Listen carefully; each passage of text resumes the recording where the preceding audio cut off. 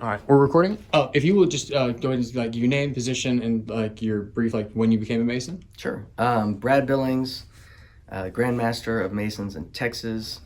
I became a Mason, Master Mason in 2007. Been on this journey for about 15 years. Jeez, that's insane.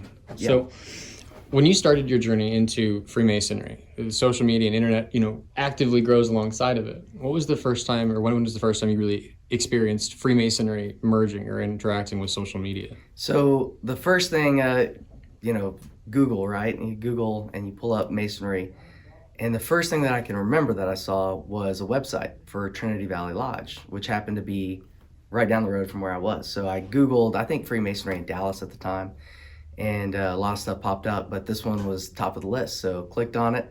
Awesome website. They had just redone it, made it brand new, made it like really nice graphics, and it looked like something that I wanted to be a part of. So that was the first experience with Masonry online.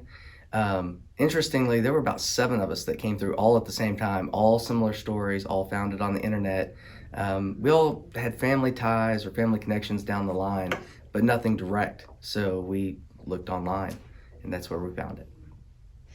So, as you personally view and see social media currently, how do you think that fits within the fraternity as a whole? I think it's essential. I mean, I think it's something that we have to have. Um, there are some people that say we need to do this or we need to do that. My opinion is we're behind. We're behind on telling the world who we are. We're behind on telling our story. And social media is a great platform for us to be able to tell our story. Now, of course, it can be used wrongly as well. We've got misinformed brethren out, putting out information. We have the conspiracy theorists out there that are trying to reinvent our story for us. But the best thing I think we can do is tell our story in a positive way, as it should be, because it is, and just move forward. So I'm looking forward to using it on all social media platforms. As Grandmaster, we have a social media calendar, and so we actually put out stuff regularly. We have social media challenges, mainly through Facebook right now. Getting on Instagram. I'm a little old school, but we're getting there.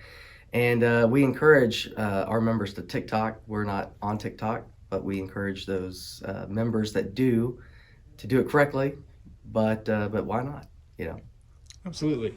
So you said use social media correctly. I think this is a really important aspect, especially within the craft and being builders. We set an even level. Okay.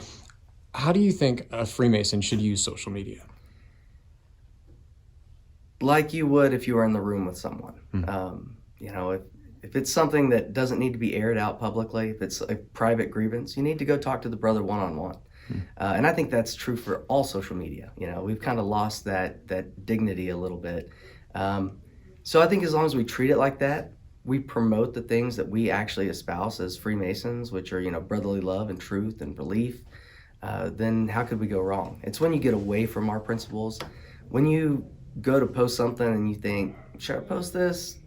You probably shouldn't, right? So people know the difference. We have a social media policy in the Grand Lodge of Texas. You know the difference. You're a grown adult. If you're posting about Freemasonry, do it in the right way. And so that's our stance on it. I hope it's a newer tool. We're still adjusting to it. We're still learning how to do it.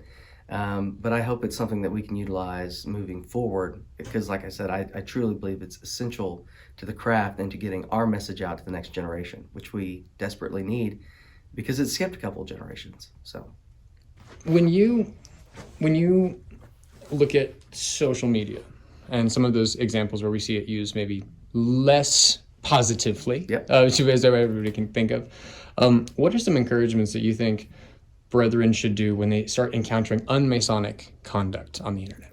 I mean, I think the first thing you should do is find out where that brother's a member and raise the question.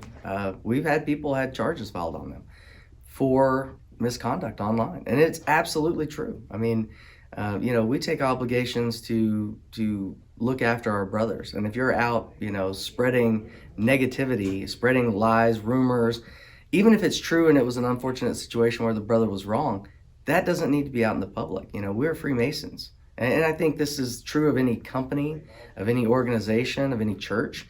Handle your business in-house, right? Handle that in-house. There's a way and a platform for that. It's not social media.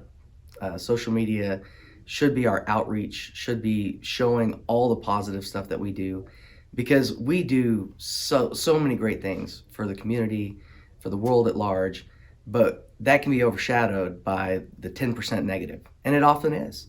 We got this 90% of stuff that we do that's just awesome, and it's amazing, and it will change your life.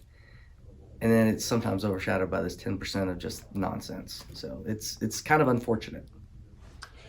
When we look at, I'm not going to call them the old guard, but I would say when we look at our predecessors, our forefathers, who came from an age where discretion was really important for protection. It came from just a traditional sense and a need for. So where do you think the education on, let me word this right, for those brethren who are maybe resistant to the use of social media and the presence and involvement on there, what would you suggest to them, or what would you offer to them if they are struggling with some of the changes that they see in the craft in this era today? So the old guard not adapting to change, which is social media. Is that the question? That's the question. Okay, Yes. I just wanted to state that because we know that's true. I mean, there are a lot of guys. Facebook, love it or hate it, and I know the world's kind of moved on. We as Freemasons are kind of stuck on it right now.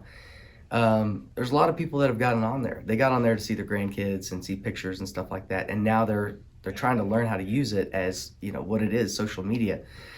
So I think two things. We got to have time on our side. We got to give them some time. They've got to grow into it. It's new. You know, imagine having nothing in your life that resembles this for 60, 70 years, and now all of a sudden it's a big part of everybody's life. So I think we've got to, as young guys, we've got to give them some time and some patience to understand and to adapt. But at the same time, we shouldn't let that stop us from utilizing it to the best of our ability. You know, newspapers back in the day were the media, right?